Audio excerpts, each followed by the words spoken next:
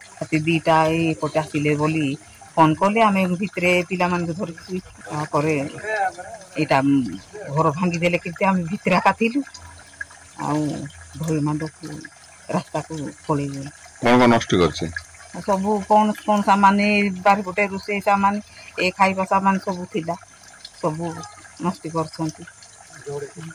दीटा घर जाक भांगी देइछन्ति। लोकंको घर को भांगी छिनछतर करिछन्ति हाथीपल।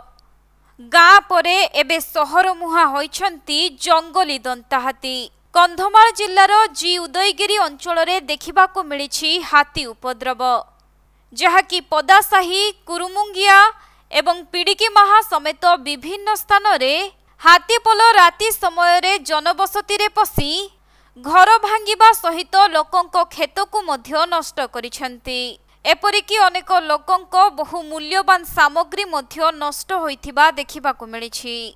हाथी 11टारे आसिले 11टारे जेमती आसिले आमे जानिनु आका बारीपटे एटा घरटा पूरा भांगी देले से घर भी 2टा घर मोर भांगिकी नष्ट करी देइछन्ति। आमे भयरे राति रे पिला मानको धरिकी रूट आड़े दबड़ी गलो बड़ दुखर विषय।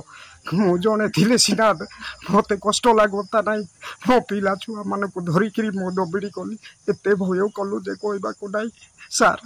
एटा गत थर भी मोर सेमती 11टारे आसीथिले आज्ञा 2टा हाथी आसीथिले आज्ञा आ गत थर भी आसी जाई टीणो जिमती झिकिला आज्ञा आमे जानिलु टीणो झिकिला जिमती जानिलु हाथी आसिला बोली पिला माने सब इाड़े सियाड़े हाथी आसिला कहबार आमे घरटा को छाड़ी देके आज्ञा रूट आड़े दबड़ी गलु रूट रे देखिलु लोक अछंती तांको सहित राति पाई गिला एबे घर को आमे आसीछु। मिलिथिबा सूचना अनुसार विलंबित राति रे पदासाही को 2टी हाथी आसी 3 जनक घर भांगिबा सह अनेक जिनिस पत्र नष्ट करिछन्ति एवं बारीपटे थिबा कदली मका हलदी चिनाबादाम आदि चाष जमी रे पसी लोकंको फसल को नष्ट करिछन्ति। तेबे हाथी को देखि जीवन विकल रे लोकमाने घर छाड़ी मुख्य रास्ता को दौड़ी पळाइथिबा बेले सेमानंको घर को किंतु हाथी माने संपूर्ण भांगी देइथिबारु एबे लोके असहाय होई पड़िछन्ति। वन विभागर सूचना अनुसार घुमसुर बनखंडरू 28 टिकिया हाथीपल आसीथिले एवं वर्तमान सेमाने विभिन्न स्थान रे दल दल होई उपद्रव बढ़ाउथिबा जणा पड़िछि।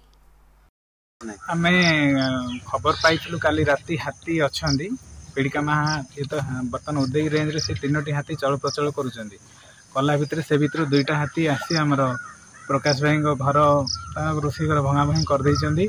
आ हाथी माने तो घोड़ेबार जहाँ जमी आम लिमिटेड स्टाफ भितर जी आम तरफ चेष्टा करूँ तथापि आम जनसाधारण टी सहयोग मागुचु समस्ते हेले हाथी गुड़ाक जपरी आम एरिया छाड़ी जीवे से समस्त आम नवेदन करुचु।